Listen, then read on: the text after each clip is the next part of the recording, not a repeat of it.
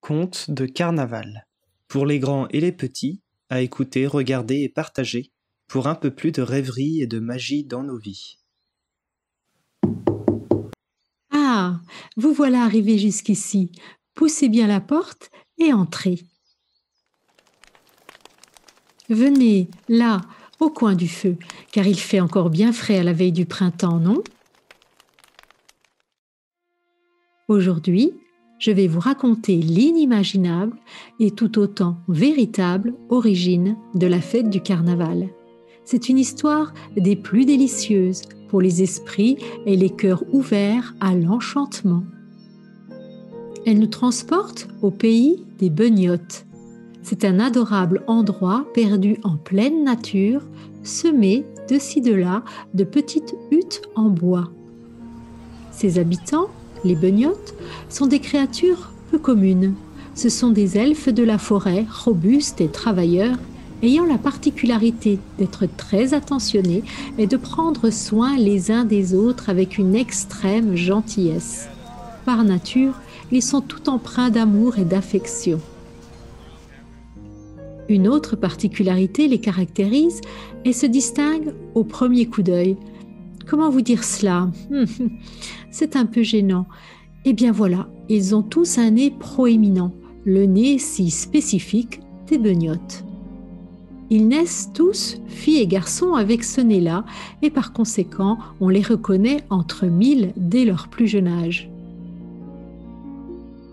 Mais un jour, la nature en décida autrement, en donnant naissance à une petite Beniotte bien différente, du nom de Miruline. Miruline est née avec un visage d'ange et des cheveux d'un roux flamboyant. Elle est l'héroïne de cette histoire. Ses parents et toute la communauté des Beniottes, ayant assimilé la finesse de ses traits à une extrême fragilité, décidèrent qu'il fallait l'élever différemment des autres enfants. Tel un oisillon tombé du nid, Miruline bénéficia donc de tous les égards, couvée par une foultitude d'attentions, car chacune voulait la protéger contre le moindre petit risque éventuel. Accompagner les grands durant leurs travaux dans les sous-bois? Certainement pas. Elle aurait risqué de se perdre et qui sait ce qui aurait pu advenir d'elle. Non, cela était bien trop dangereux pour elle.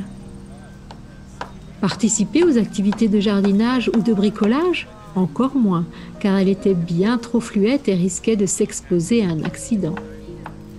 Aider à la préparation des beignets, ce dessert dont tous les Beniottes raffolaient et qui était à l'origine de leur nom, il n'en était pas question, compte tenu de la dangerosité de leur cuisson dans l'huile bouillante.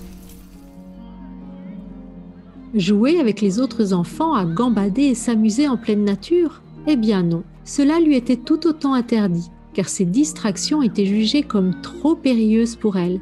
Pouvez-vous l'imaginer? Miruline était même privée de balançoire, de peur qu'elle n'en tombe et ne se fasse mal.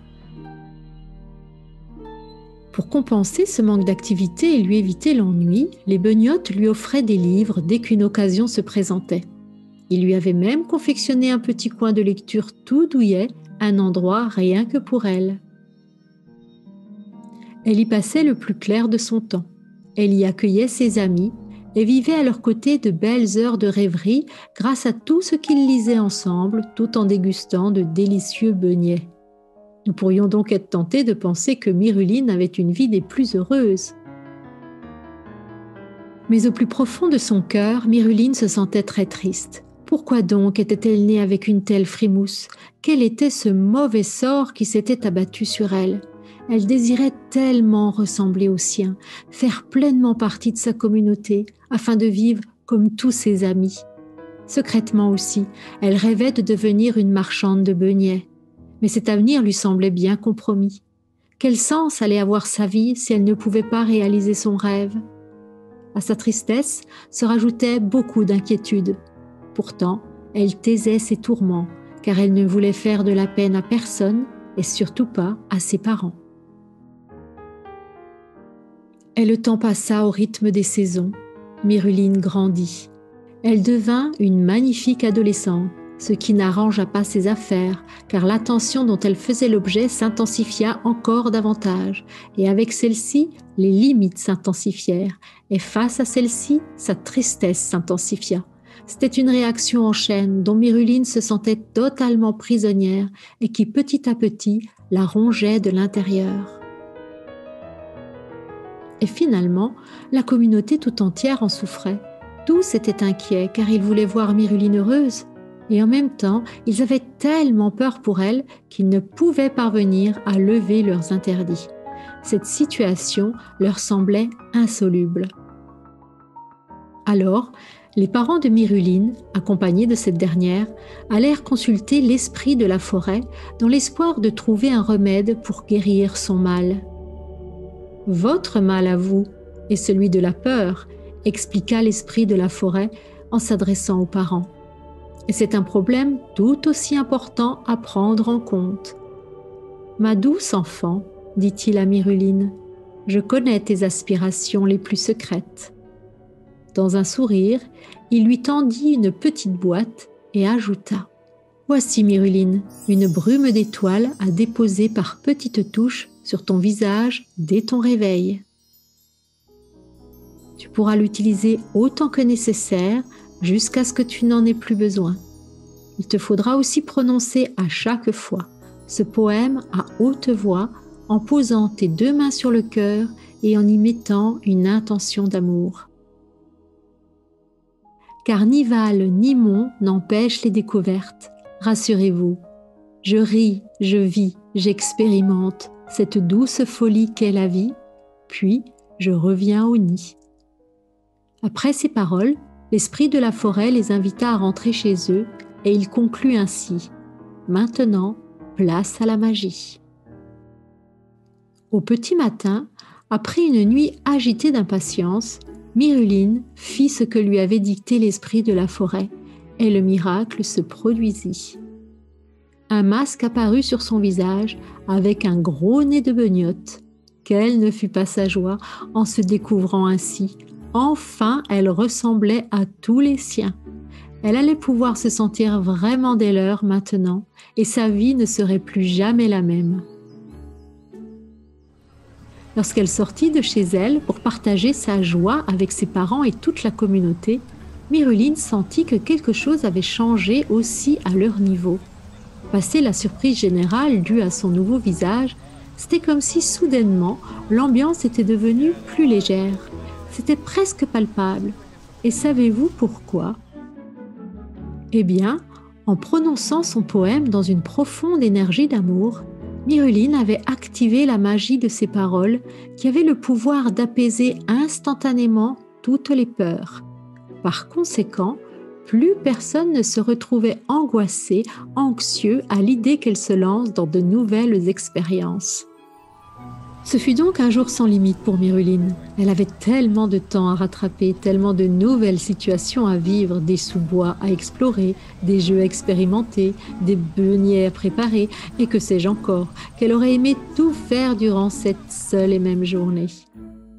Autant vous dire qu'elle se sentit exténuée quand vint le soir et qu'elle dormit comme un loir jusqu'au petit matin.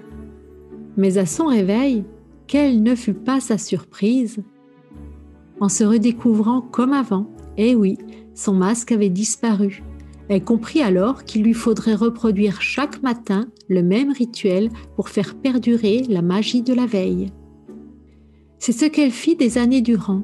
Chaque matin, elle déposait de la brume d'étoiles sur son visage tout en récitant sa poésie bien connectée à son énergie d'amour. Et à force de répétition, la magie du poème s'installa définitivement au pays des beugnottes. La peur, la moindre petite anxiété disparut du cœur de chacun pour laisser place à une belle et pleine énergie de joie, de sérénité et d'amour partagé. Il faut dire, et cela y a certainement contribué, que les beugnottes avaient gravé les mots « Carnival » sur des écriteaux plantés un peu partout en hommage au sage esprit de la forêt et à son poème si bienfaisant. Avec recul, les beugnottes comprirent qu'ils avaient projeté leur propre peur sur Miruline. Ils comprirent aussi qu'un amour étouffant, limitant, n'est pas un pur amour. Avec le temps, Miruline, quant à elle, eut une meilleure compréhension de sa situation. Ce n'était pas sa différence qui avait été un problème jusqu'à présent. Après tout, elle s'aimait bien telle qu'elle était. Mais c'était le regard que l'on avait posé sur elle et la différence de traitement dont elle avait été l'objet depuis sa plus tendre enfance, justifiée par la peur des adultes à son égard, qui lui avait causé tant de soucis. Par conséquent, et comme elle se sentait dorénavant aussi libre que l'air, pleinement reconnue et intégrée auprès des siens, elle ressentit de moins en moins le besoin de porter son masque. C'était surtout par amusement qu'elle y avait encore recours de temps en temps, car l'espace d'un instant, elle avait l'impression de se transformer en une autre personne, et cela était devenu un jeu pour elle.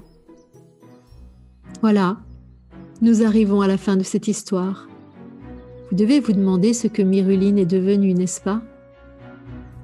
Eh bien, elle devint une charmante marchande de beignets, d'une grande renommée, qui fit parler d'elle bien au-delà du pays des beugnottes. Il se raconte qu'elle dut son succès à une recette délicieuse. Je ne sais plus quel en est le nom. Attendez que je réfléchisse. Des donuts. Oui, je crois que ces gâteaux s'appellent comme ça. Si, c'est Miruline qui les a inventés. Les humains, ayant rencontré les beugnottes, ont un peu déformé ce qu'ils ont vu et entendu. Ils parlent d'un peuple heureux et aimant qui vit au pays de Carnaval, qui mange des beignets et qui se déguise avec des masques tout rigolos. Pour les imiter, les humains organisent chaque année de grandes cavalcades festives où ils se déguisent, s'amusent et dégustent des beignets ou des beignets, c'est comme vous voulez. Voilà, je vous ai raconté la véritable origine du carnaval. Je vous laisse à votre propre opinion. Moi, j'ai la mienne, qui m'aide à rêver d'un chemin dans les sous-bois que j'aimerais bien emprunter. Il est l'heure maintenant de nous quitter. J'ai un déguisement à terminer. Et vous, comment allez-vous vivre la période de carnaval ? Je vous souhaite de joyeuses festivités de carnaval et je vous dis à très bientôt pour une prochaine histoire tout en rêverie et drôlerie.